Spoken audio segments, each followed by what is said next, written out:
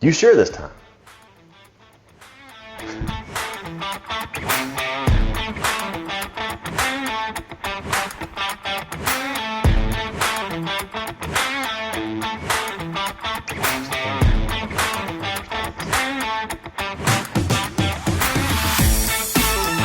Well, welcome in, folks, to episode 24 of the Preferred Experience Podcast, the preferred podcast in Autauga County and in Prattville, maybe the world, if I do say so myself. I'm Will Barrett, Stacey Mills behind the camera, and we have a guest today that we've been trying to have on the show for 24 episodes now. A very busy man, a renaissance man, some would say, a recipe developer, a photographer, a award-winning publisher of the southernbite.com, Wall Street Journal bestselling author, talking about Stacey Little. Everybody knows this guy. Everybody loves this guy. We're from right here on the red clay. Stacey Little is our guest in the Preferred Experience Podcast today, and we are in his amazing kitchen lab today. So Stacey, thanks for your hospitality. Thanks for joining us today. Yeah, thank you for having me. I feel like I need to maybe take you around with me just to introduce me like that to folks. Well, I won't mind being your hype man. It's pretty easy. It's an easy sell. Well, I appreciate you saying that.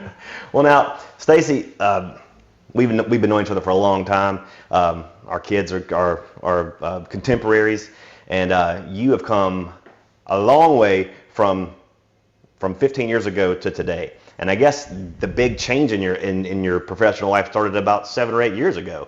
Sure. When you walked away from a career to start the Southern Bite from scratch, and you built it into this amazing thing today that more than 1 to 2 million people come to your website every single month. Can you believe that it's come that far that fast? No, it still doesn't seem real to me. I mean, seeing the numbers on a stat counter, still kind of blow me away. But to realize that those are actual people on the other side of a computer screen it still blows my mind. Now, a lot of people know you as the local foodie, as the celebrity chef of Prattville, maybe of Alabama. Some would say of the Southeast United States, maybe the country. But you've been on Guy's Grocery Games, you've been on Fox and Friends, you've done things for Queen Latifah, Reese Witherspoon, the list goes on. Martha White, Kraft, Pillsbury, Betty Crocker, Borden. All these people work with Stacey Little, and Stacey Little works with them. But this all started with a dream about what years ago. Yeah. Talk to us about how you went from punching a clock every day to making a clean break and launching this thing. Sure. Yeah. So in college, I went to AUM. I was going to be in communication. I have a degree in communication studies, have a national certification in nonprofit management. And during school, I realized that I wanted to be able to go home at the end of the day every day and feel like I made a difference. Mm-hmm. And so I kind of started my career in the nonprofit world because of that. And I did that for 13 years. And somewhere along 2009, I'm the kind of guy that always has his hands in a bunch of different things. And I'll never forget the night I told Heather, I said, I think I'm going to start a blog. Which was, it was the typical spousal eye roll, oh great, here we go again. Sure. And I actually started southernbite.com to be a restaurant review site. Mm-hmm. At that point, I had been doing restaurant reviews for the Advertiser, and people had asked me to continue to be able to do that. And at that point, that was the only way that I knew how to do that I could afford. So I spent $10, bought southernbite.com, and started doing restaurant reviews. I grew up with a mom who was a great cook. Everybody in my family are great cooks. And as what happens when things are constants in our lives, we don't really pay a whole lot of attention to them. And my mom had this binder of like all of her favorite recipes, all the things that people asked her for, because it wasn't uncommon for people to say, hey, do you have that recipe or whatever? And my mom had this binder where she had typed her favorite recipes out and had copies of them, and she could just pull one of those out and hand it out. And there was one night when I left home, I got a copy of the binder. And there was one night where we had to get together at the house, and somebody had asked, hey, do you have that recipe? And I thought, well, I'll email it to you. So I was at my desk and I was typing it into an email, and I thought, I could just really just put this on the website. Yeah. I have this website here. We could just create another little tab at the top and put the recipe there, kind of in the same, idea of what my mom had done. And so that's what I did. And people started paying attention to it. And when Heather and I got married, she had given me a digital camera as a wedding present. And I had taken black and white photography in college, so I knew a little bit about it. But I decided that I was going to teach myself digital photography because we needed a photo for that recipe. And I guess, as they say, the rest is history. I started cycling through those recipes that my mom had made when I was a kid.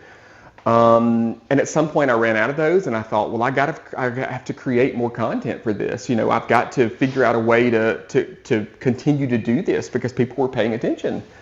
And I started exploring more about recipe development. I mean, I have no culinary training. I tell people I learned the hard way by making lots of mistakes. Being in the kitchen with my mom, she pretty much cooked 3 meals a day. So if you spend time with her, it was in the kitchen. Yeah. And so picking up, lots of things from that just kind of led into this weird journey where it developed into this opportunity to start creating content. And again, like I said, folks started paying attention, which was the weirdest thing for me, but here we are. You go back to your mom, and that's that generation, cooking 3 meals a day. Sure. That in 2023, schedules are so tight with kids and everything. Who's able to cook 3 meals a day? If you're going to cook something, it's got to be quick, it's got to be simple, it's got to be direct, and it's got to have ingredients that we can easily get. Sure. And that's kind of been your niche, wouldn't you say? I think so. So, initially it was about sharing those things I had grown up with, and then the kind of classic Southern dishes. And not too long after the book came out, as I was doing the book tour, there's a chapter in the book called Weeknight Bites. And it's those kinds of recipes that just are quick, that are easy, everyday ingredients. And so many people mentioned that chapter when I was doing the book tour at book signings and stuff. And I thought, that's what I want to do. Mm-hmm. I grew up eating dinner at the table every night, and realizing that somehow our world has changed to the extent that that's such a challenge for folks. Mm-hmm. That was kind of and has been a guiding principle for me in Southern Bite Beyond. Then I had a friend tell me years ago that when we send our families out in the world every day, we have experiences, we meet people, things happen, and we all come back a little changed. And when you have the opportunity to gather your family around the supper table, you get to find out who your family became that day. Yeah. Wow. And so I knew that I needed to do something to encourage that. And there are plenty of websites out there that you can go to that say that you don't need to eat this, or you don't need to use this ingredient, or whatever it is. And I decided early on that I was going to give people permission to do whatever it was to get food on the table. Because the food's important. I mean, I've made a business out of it. Right. But the connections over that food are way more important. Oh, 100% agree. And if you got to use a can of cream of chicken soup, then you should do that. And it's delicious. Well, it is delicious. But, families are challenged, like you said, to get food on the table. And if there's something that I can do to make that process easier, I'm going to do it. Absolutely. And that's really what it's become for me. And with teenagers, but the only time you can look them in the eye is at dinner. Absolutely. Because they retreat and they're going 100 different directions. Yep. That is so important to not lose the table. Right. And that's what you've been able to create for so many families, including mine. My family has lived off chicken spaghetti, crock-pot chicken spaghetti from Stacey Little for many years. And I thank you for that, because that is quick, easy, and it is ready as soon as we get home. Yep. Set it and forget it when you leave for work that day. Yep. So well, that's great. Personal, thank you for that. Yeah, that's awesome. I love hearing that. Well, we were with you a few months back when you gave us a tour of this awesome facility that we're in today, and I looked over on the wall, and there's a signature, a plate signed by Guy Fieri. Yeah. And I was like, you have a plate signed by Guy Fieri? And you're like, yeah, I can't really tell you about it right now. Yeah, there's a little NDA thing that we had to deal with right there. But yeah, so, I had gotten, over the years, I've gotten lots of requests to do TV shows. I'm not a super competitive guy. I don't like projecting the idea that I think my food is better than somebody else's. And so I've always turned those things down. Just, it's not really my thing. Right. And I've actually had several requests from the production company that does Guy's Grocery Games reach out, and it just wasn't for me. And there was a particular producer that was very diligent in making sure that she wanted me on the show. So they created an episode that was Home Cooked Dads. And Great episode too. it was a blast. It was probably one of the scariest things I've ever done. But it was a lot of fun. They do such a great job of building that community up. Early on in those discussions, they said, Guy created this show to give people who don't have a platform a voice. I thought it was a great opportunity to show that there are tons of dads out there that are home cooks too. And so we went and filmed that back in August of last year, and then had to keep my mouth shut until June of this year. So Which was a challenge. it was a challenge. Especially if you saw the episode and you saw how this man showed out. I mean, it was an incredible thing. 32 seasons of Guy's Grocery Games, and like a long running show, a very, very much internationally watched show. And here's Stacey Little from Prattville, Alabama on the show, kicking butt, if you don't mind me saying so. But take us through that. I mean, people see like, okay, it's Guy's Grocery Games. There's Stacy. The show lasted an hour. I'm sure they shot it for 2. So that's not the truth behind it all, is it? It's pretty close. The process that they of going all the way to California and then coming in, and the grind of doing that show. Talk to us about that. Yeah. So I mean, it essentially was. We flew out on a Monday. We filmed on a Tuesday. Flew home on a Wednesday. So I mean, it was a whirlwind. Yeah. And what you see on television is pretty accurate to how the show runs. I mean, we knew nothing in advance about any of the challenges. And when they give you that 30-minute timer, it's legit. There's no pausing with any of that. And so I guess in my mind, I had hoped that maybe there was a little more time to be able to think things through, but there's not. You just got to go with your gut. You do it. Yeah, I mean, we got to walk in, and we had about 10 minutes to walk through the store before they started filming our episode, and that was about it. Wow. So it was wild. Pressure. Yeah, it was a lot of pressure. I tell folks I was literally running on caffeine and adrenaline that day. And the best part is that it doesn't convey on television, thank goodness, but I was so cottonmouthed. Like, my mouth was so dry. My lips were sticking to my teeth. I couldn't form words. But fortunately, they edited all that out. Yeah, and I mean, it is, while it's not an actual grocery store, it is a grocery store that essentially Guy Fieri bought this warehouse that's not far from his house. And they built a grocery store in there to be able to film a season. It's all legit products. It's all real. Wow. There's, nothing fake about that. And the cool thing about it too is that at the end of those seasons, they donate all that food to the food bank. That's so awesome. Nothing gets wasted.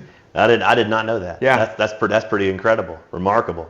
Now, you finished second in Home Cooked Dads. 2 points. 2 points. And let's be clear about that. It was what, out of 80 points scored, you're within 2 points of taking home the big prize. Yeah. But I think the big prize was actually something that you won. Totally different. Yeah. Talk to us about that. Yeah. So, one of the particular challenges was to create a meal that was kind of an indulgent thing that you would make for yourself. Mm-hmm. Like, if you were home by yourself, what are you going to make? And the first 2 things that popped in my head were fried green tomatoes and pimento cheese. And I love a grilled pimento cheese. So like grilled cheese sandwich with pimento cheese in the middle. And I thought, well, why don't we put fried green tomatoes in this, right? And green tomatoes were not something that they have in Flavortown very often. So I thought, this is an opportunity to do that. And unfortunately, the challenge required us to have to use beer, barbecue potato chips, and mustard. Yeah. And I thought, how am I gonna do this? But what I ended up doing is I used buttermilk and beer as the soak for my fried green tomatoes, and I took those potato chips and I just ground them up in a food processor and used those to bread those fried green tomatoes. Guy, what happened is I had just pulled them out of the fryer, and he's visiting everybody's stations, and he comes over and he picks up one and he takes a bite, and he's like, okay, these are good. A little while later, he comes back and takes another one, and he's like, these are the best fried green tomatoes I've ever had. And I thought, what? Did that just happen? And he comes back for a third, and I stopped him and I said, if you eat another one of those, I'm not going to have enough to plate my food. And he said it again. He was like, these are the best fried green tomatoes I've ever had. And sure enough, when we got up to the judges, he said the same thing. And I was like, I can go home now. Yeah, that's it. I'm good. I don't need to win after that. And I told him, I said, as soon as the show airs, this is going on my resume. Mm-hmm. So best fried green tomatoes via Guy Fieri, period. So yeah. What else is there? 10 is a great guy, and a better person could not have won. But at the end of the day, I feel like I'm really the one that won just with that comment. Yeah, because when you think about celebrity chefs worldwide, Guy's like at the top of the food chain. I would certainly agree with that. The guy's been so successful. I can't imagine the things he's tasted in his life. It's just countless, and he takes that and goes, this. Yep. It still blows my mind. Wow. But that wasn't even your first time on national TV. Right.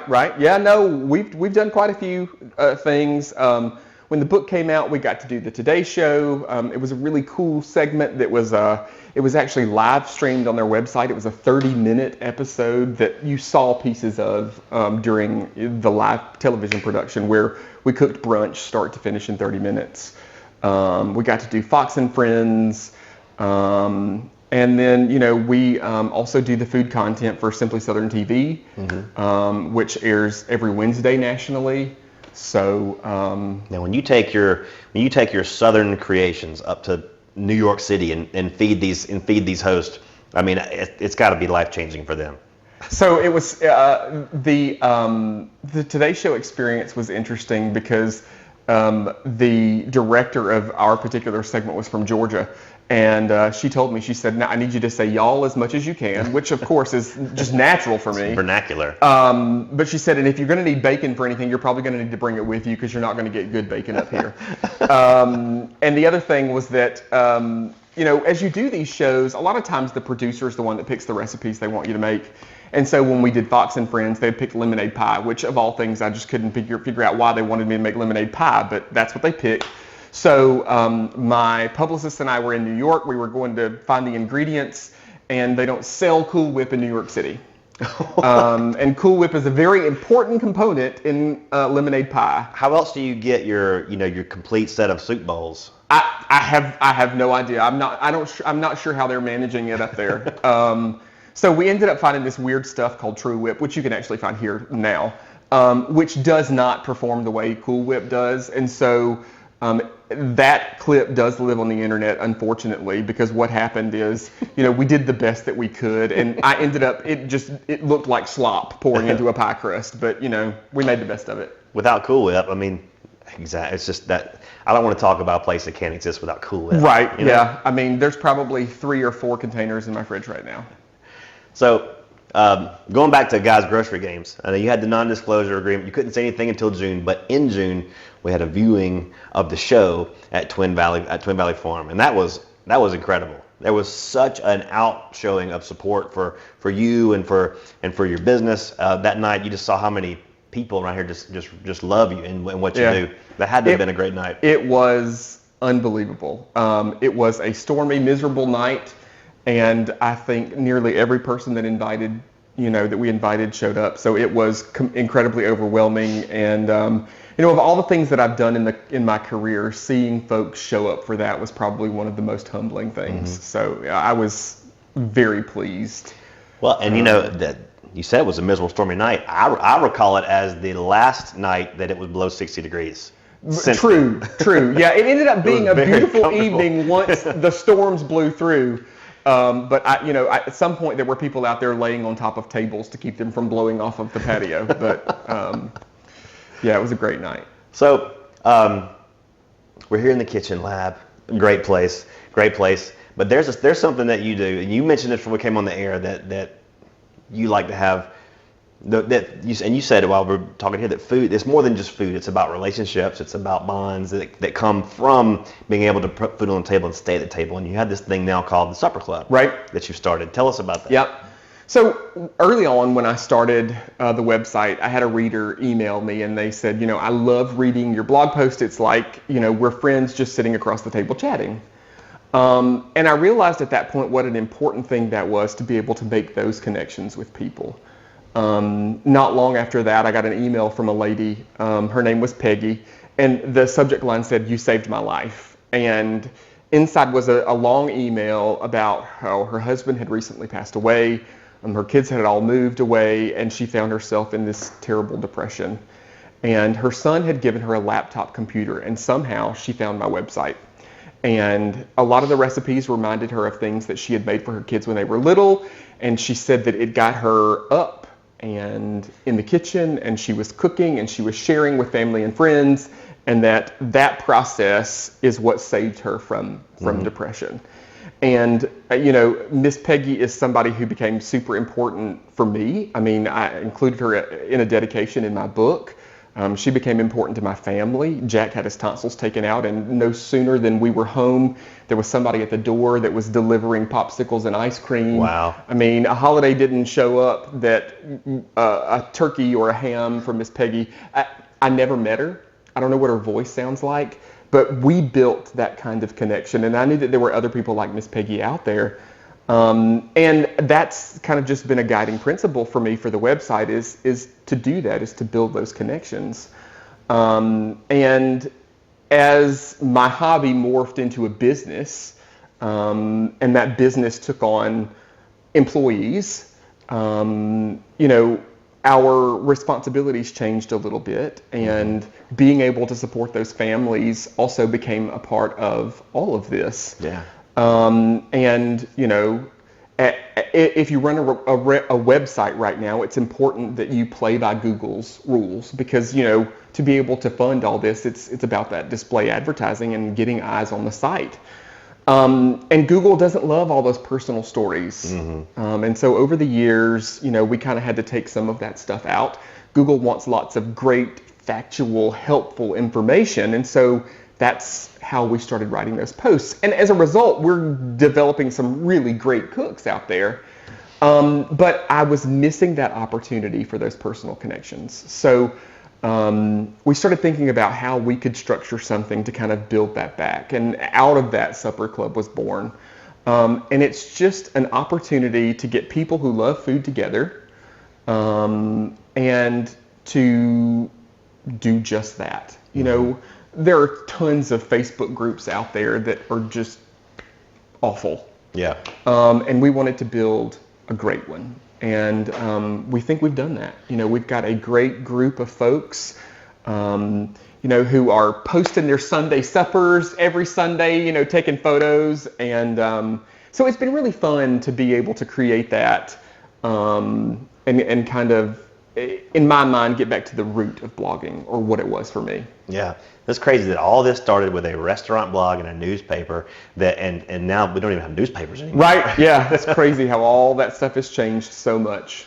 But I love the way you do things. I love the recipes you put out, and it's amazing to me how, a particular food or a particular casserole hits the table, and that smell will remind you of things in your life that like milestones or people. I know when my mom makes this amazing hash brown casserole all the time, and whenever I smell it, I think of her. When I make it, it makes me think of my mom. Is there any things like that come to mind for you? Oh gosh, I mean, being so food centric like that, there are so many of them. People ask me all the time, "What's your favorite thing to make?" And without fail, it's buttermilk biscuits, because it makes me think of my grandmother and my great grandmother in the kitchen, and they made biscuits differently than I do. So don't tell them that. But the reality is that process is what connects me to them. And when I was writing my book, I realized early on that, this was an opportunity to capture family recipes. And in some way, I'm able to share those people with my son, who he never met. He never met my great-grandmother, who was a huge influence in my life. But being able to share her food with him is in some way giving a little piece of her to him. Yeah. But there are so many things. I mean, the first thing I think of is, and this is terrible, but it's lunchroom pizza. Everybody knows the smell of lunchroom pizza, course. and it transports you back. And those are always my favorite comments on social media or on the blog, is when we're able to spark those memories for people, whether it's the smell or the taste, because food can do that for us. It can transform us. It can transport us to different places and times. So you're telling me we can go on southernbite.com and find a recipe for a lunchroom pizza? No, you can't. But that's one of those smells for me. You think you could make that for us, a lunchroom pizza recipe? That would be amazing. I think it could happen. Now, whether it falls in that quick and easy category, I'm not sure, but we could make it happen.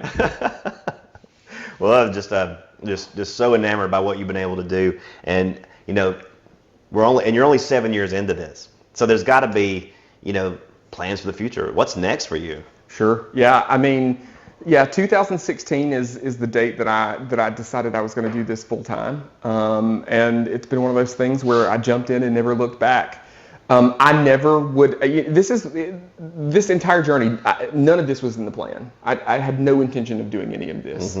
And I feel like, sometimes God puts a path in front of you, and sometimes you just have to have faith and just do it. And I think that this journey is certainly a testament to that, because I had no idea that this is what I would be doing with my life. But here I am. I mean, when my friends from Alpha approached me about being involved with their magazine and then the television show, so many things have come from that. Yeah. Of course, we've started Supper Club. We're adding new staff members to be able to provide more great content. And I wish I could tell you what the next step was, but I don't know what it is, because sometimes, or at least for me, I try to do what I'm doing at that very moment and do it the dang best that I can. And then everything else is okay. Isn't that the most exciting part of it? I love it. It's fun to be able to come to work every day and not necessarily know at the end of the day what I'm going to say that I did. Yeah. Because that's pretty much it. And over the years, I've had folks that help me that try to force me into a schedule, and it just doesn't work. Because I guess I'm a fly by the seat of my pants kind of guy, and You carve your own schedule. Essentially, yeah, which drives other people crazy, but In this day and age, though, in 2023, I think the thought of an 8-to-5 office job for some people, for more people than ever now, is just terrifying. To think like, I'm gonna do this until I can't do it anymore, and then I'm gonna go retire somewhere. Entrepreneurship and starting your own business and building something seems to be more and more what people are drawn to now. And you're one of the, and you were doing it before it was cool. So, I mean, what would you say to people that are watching or listening that was like, wow, that's what I want to do. I want to build my own thing. Yeah. I'm probably a terrible example, because I was not one of those people. I was the one that was terrified of the opposite. I was the one that was terrified of not having a consistent paycheck, of not knowing that I was going to have health coverage or whatever it was. And I wish that I could say, find a passion and you'll never work a day. It's just not true. Because I love what I do every single day, but there are lots of parts of it that I don't love. Yeah. And I think that if you are going to do that, if you're going to be an entrepreneur, you have to go into it loving part of it, loving the base of it, but understanding that there are going to be days where you don't love it, and that's okay. Because at the end of the day, if you are passionate about whatever it is, that's going to convey in whatever the business is, whatever the communication is, whatever the process is. You have to love it. Exactly. That's so true. Yeah. But it's a lot of work. And I was fortunate in starting this well before anybody knew what an influencer was or a content creator was. When I started a blog, blogs were things that super intelligent, really geeky, and I mean that in a loving way, folks did. I started my site about the same time Pioneer Woman started hers. Oh, yeah. And so there weren't a whole lot of people on the landscape at that point. And so sometimes it is about getting in on the ground floor, about having an idea. And for me personally, there were tons of ideas that I had that I tried that just didn't work. And eventually I found one that did. You know, you mentioned influencer a minute ago. I hate that word. I really don't like it either. I hate it. I imagine you don't see yourself as an influencer. Oh, absolutely not. No. I think being an influencer and having influence are two different things. Yeah. And I think that in my mind, influencer it feels like a very negative thing. Having influence, I think, carries responsibility. Yes. And that's always been a super important consideration for me, is knowing that people are paying attention. Mm-hmm. We live in a day and age now where responsibility and accountability just don't fit into the big picture anymore. Yep. And I think that's where we're losing a lot. And these influencers are out there, and they'll just push you in any direction, and there's no accountability for them if they're pushing you in a direction you shouldn't go. Right. But right. Because they're in it for the check. Yep. Yeah, and I think too that all of that stuff is short-lived. I think we will eventually find that it's all short-lived, and that's going to go away. But the thing is that for me, like I said, having influence comes with responsibility, and you know that has just it's been a super important part of the development of Southern Bite, is realizing that there are people that are paying attention, that trust you for whatever it is. And while there's no forced accountability, I hold myself accountable. Yeah. And that's as simple as the recipes that we create. You know, I want those things to be approachable. I want them to be easy. I want them to work every single time. That's why we have this space. Mm-hmm. Is to be able to test those recipes in a home setting, to know that when somebody on the other end on the other side of the screen hits print and buys those ingredients, that they're going to get the same result. Not only is that good for business for me, but it's also a sense of accomplishment and encouragement for the person on the other side of the screen.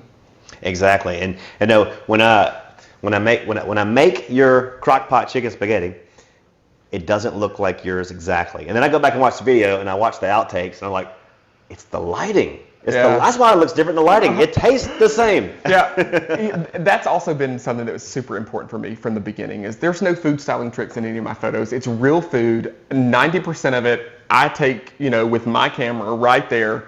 It's right here. Yeah, it's right there. Because it's okay if it doesn't look perfect, because chances are folks in their kitchens it's not going to look perfect. And if they're able to create something that looks close to what is on the website, then they're going to feel encouraged. They're going to be excited, and they're going to be willing to try something else. Oh, I love it, because you've encouraged me to become the home cook dad. I handle all the cooking at our house. That's the one thing I'm in charge of. It's kind of backwards roles in our house. My wife is like the financial guru, and I'm like the kitchen guy. When Heather and I got married, the agreement was I would do the cooking and she would do the cleaning. And we were about halfway through testing recipes for the book, and she came home, and the kitchen was stacked with dirty dishes. And she came to me and she said, "I think we need to reevaluate our vows." But bless her heart, she's always been my dishwasher. And y'all have been together for how many years now? Why are you going to put me on the spot? Because I'm going to be safe and say we got married in 2006. That's about 17 years. Yes. Fantastic. I believe that in December it will be 17 years, but I wasn't willing to do math that quickly in my head and then get myself in trouble. So we were married in 2006 on December 30th. That's awesome. We were married on my wife and I were married on December 28th. So we have nearversaries. Look at there. How about that? There you go. Millzer? Yeah. You were married in December, weren't you? No, he was married in the pits of summer. It was about 1,000 degrees that day. Yeah, June 25th. Yeah. Gosh. In Booth Methodist Church. Booth Methodist Church. Well, Stacy. Will, earlier you were talking about the future. I got a great idea. I've always wanted to develop this into a game show, and I think it would be a hit game show. And I think Stacey Little is the person to make this happen. because you know how I am about my cooking. I'm a little crazy. It's weird. He's got a weird Doraemon sausage thing going at his house. But anyway, I think he's sponsored by Doraemon Secret. The ultimate cooking show. Mm-hmm. That you can only use a microwave and an air fryer, and you got $20 to shop in Dollar General. That's it. You got to do it in 30 minutes. I love that you said that. So, like early on in my career, the folks from Family Dollar reached out to me, and they said, "I want you to show families that they can cook a meal by just shopping at Family Dollar." And I thought, okay, I'm not sure how this is going to work, but can it be done? It was early on in my career where when that kind of sponsored content came along, I was like, yes, I have to have this because I have to pay the bills. And the recipe that I created was chicken spaghetti. It was the genesis of the crock pot version.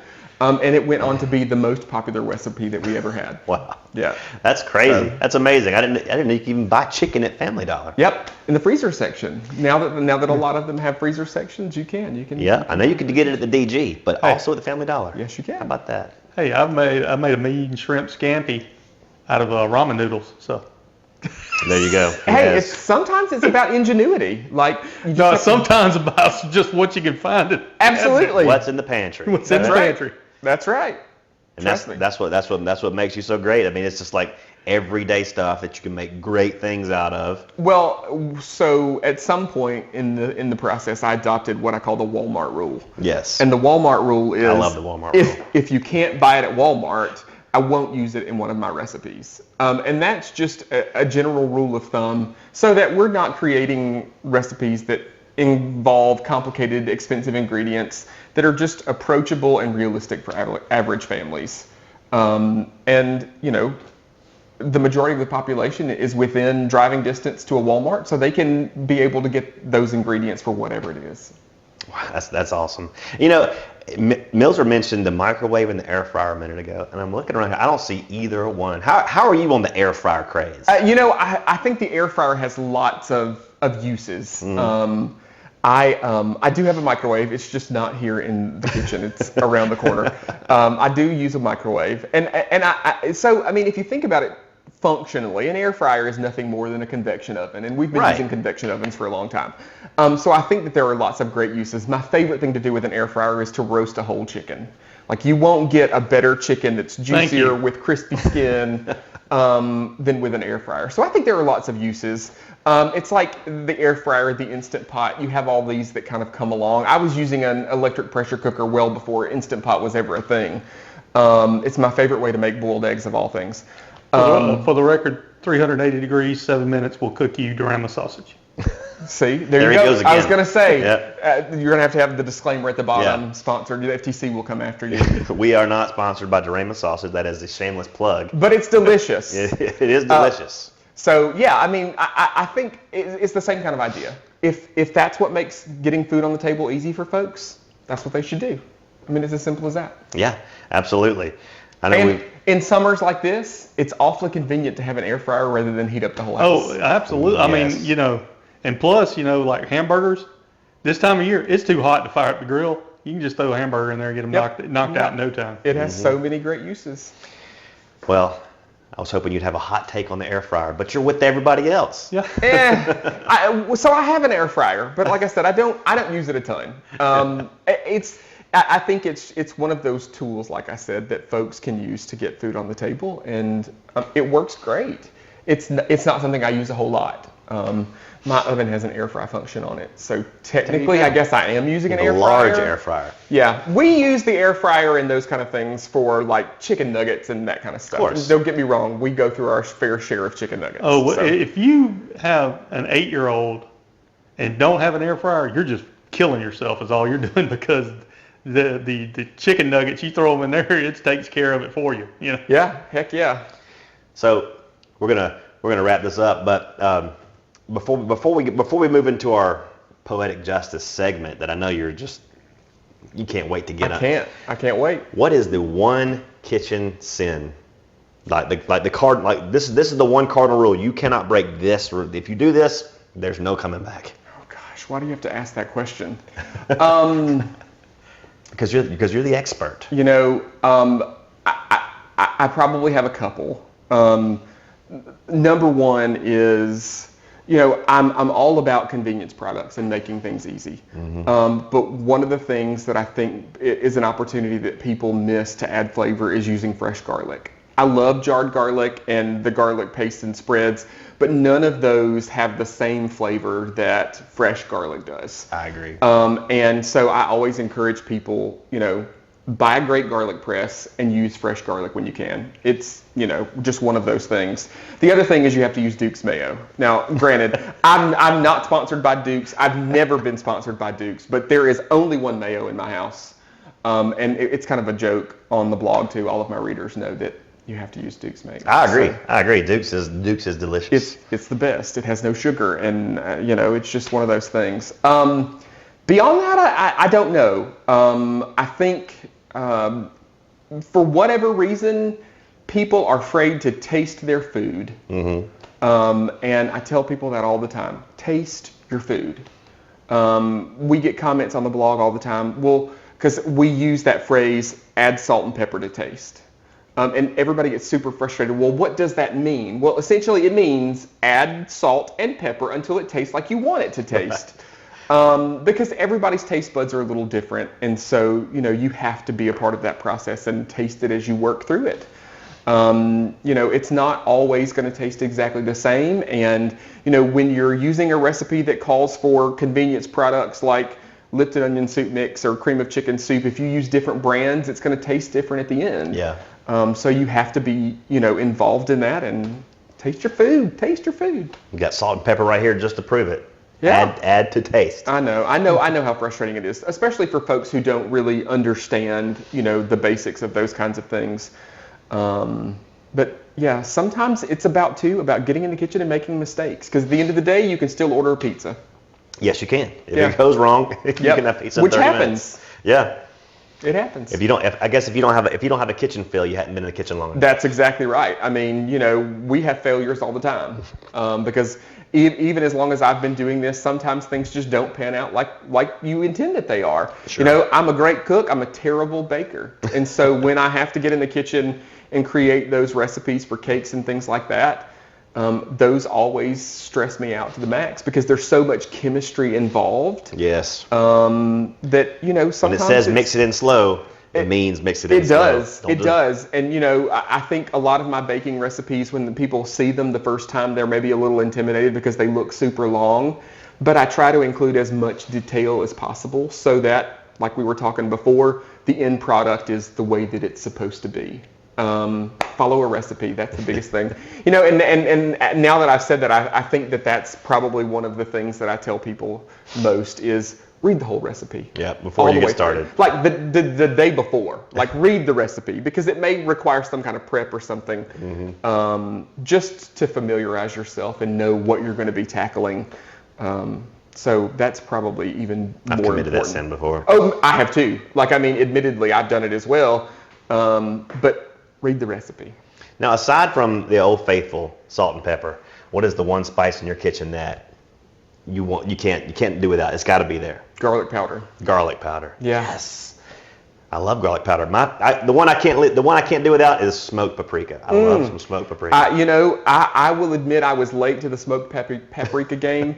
But my boss actually gave me a recipe years ago for a tater tot casserole, and she used smoked paprika in it, and it was like mind-blowing. And so there are a lot of recipes that are on the site now that use smoked paprika because it's a great way to add smoky flavor to dishes without going through the process of grilling or smoking things. Absolutely. I'm a simple man. Just give me some good old Selma Southern flavor. Now, I love that too. The garlic, especially the garlic. Yep. I love that as well. You'll find that both in my house kitchen and in the test kitchen over here. So when my first job ever that didn't involve the YMCA was an engineering internship at this place in Selma, where the owner of the engineering firm also was the owner of Southern Flavor, and so half the place was this little computer engineering office, and the back half was bottling Southern Flavor production facility. And so it was as simple as this big iron. Like this big iron funnel, they would just dump bags of stuff in that were measured out, but they're Ziploc bags, and then shoot, cap it, cap it over and over and over again. And every once in a while they bring in the green label. Put the green label on these. Right. And the difference between Southern Flavor Red and Southern Flavor Green Wild Game is very, very subtle. And I can't tell you what it is because of NDA. You know? Right, yeah, of course, obviously. But wow, yeah. I mean, for that thing to be what it is, and it's amazing how simple the production is. Yeah. It might not be that simple anymore, but in 1997, it was that simple. Yeah. Yeah. That's really cool, though. Yeah, it's a great product. It's one that I use a lot. So. Mm-hmm. Well, Stacy, thank you so much for your time today. You've been very generous with your time. I know as an entrepreneur, you got things going on in all different directions, but to slow down long enough to talk with us and our listeners and our viewers, I really appreciate it. It was a welcome reprieve from the day, and I appreciate y'all coming out. Absolutely. Well, we're gonna treat you now to the poetic justice moment with our local poet laureate, Mr. Chip Powell, who you know quite well. Absolutely. So, Well, I was just going to set it up a little bit. I told Chip what we were doing today, and it inspired him for his love of his favorite food. And the way we consume this food is on road trips to the east side of Alabama for football games. So he took all that and put it all in his little poetic justice mind and mixed it all together to come up with this little poem here. Any guesses to what that favorite food is? I know exactly what it is. I know because he makes us stop there every time. Got it. You'll know what it is in about 20 seconds after him talking about it. Love it. We're about to have one here in Prattville, from what I understand, right? I think. Anyway, sorry, I digress.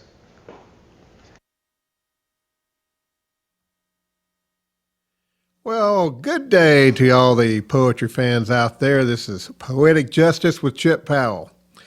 Listen, this week it's going to be kind of simple. Straight to the point. We're going to keep with the theme of this week's episode.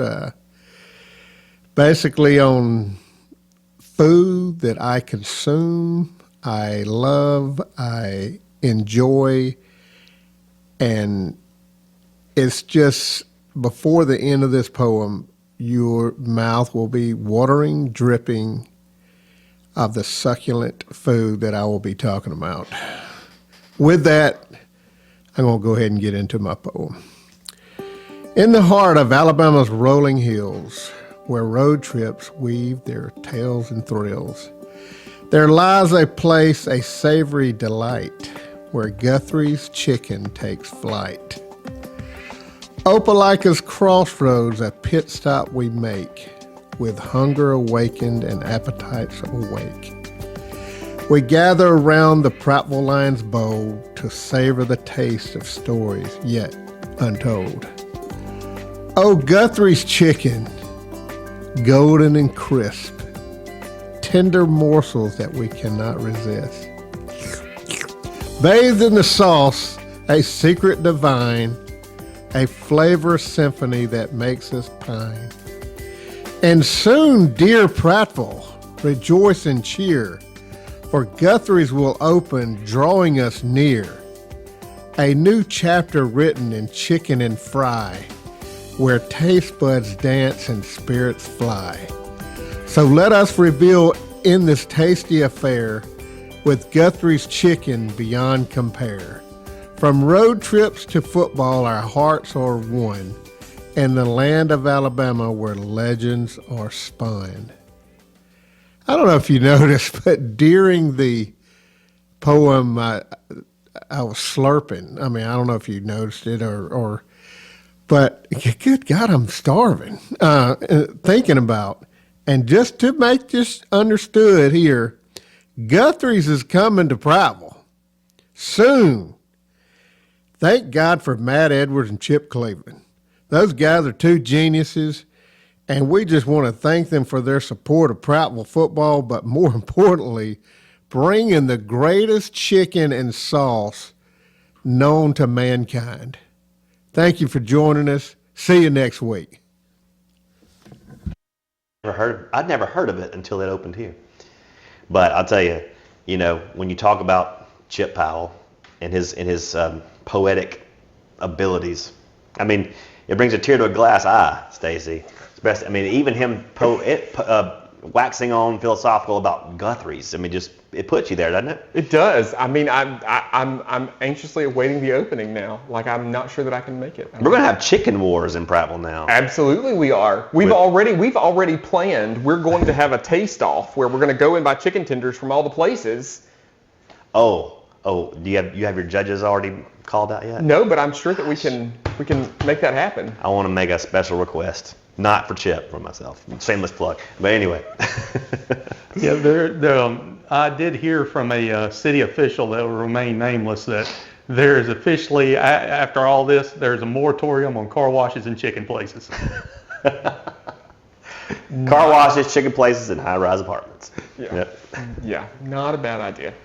So we always wrap the show up with a motivational minute by our local motivator, Prattville Junior Athletic Director and football coach, Donny Burnett, who you know quite well. He coached Jack for the previous football season. That's right. So without further ado, let's close it out with Coach Donny Burnett and his motivational minute. This is Coach Donny Burnett, and here's today's motivational minute. Today has 2 quotes, and I like to live my life by both of them. So the first one is, life is uncertain. Eat dessert first. Also, a well-balanced diet is a cookie in each hand.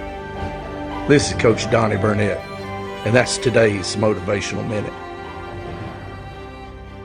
He keeps that hyper-masculine physique of his. Absolutely. You know? Dessert first Dessert and first 2 cookies. And I'm not mad at either one of those. No, neither am I, obviously. Well, Stacy, again, thank you so much for your time. We really appreciate what you're doing, and what you're doing here in this place is absolutely incredible. Everybody go to southernbite.com and check out all of Stacy's stuff. There's a paid service coming up pretty soon too, right? Yeah, absolutely. We didn't even talk about that. Let me plug that real quick before we come Sure. off. So within the next few weeks, we're going to be launching our new Supper Made Simple meal plans.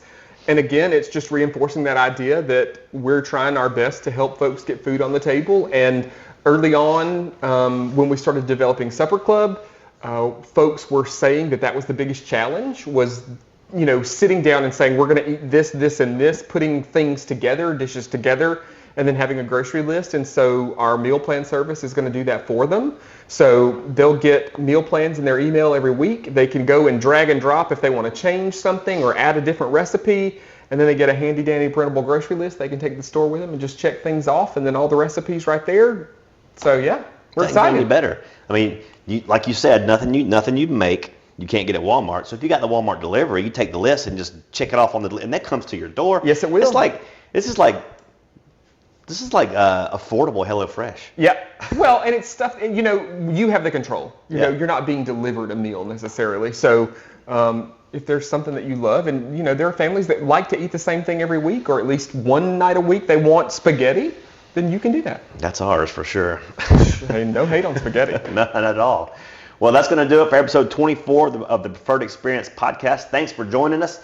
That's for the Millzer behind the camera. I'm Will Barrett, and for our esteemed guest, Stacey Little. As always, we say good night, God bless, and go Lions.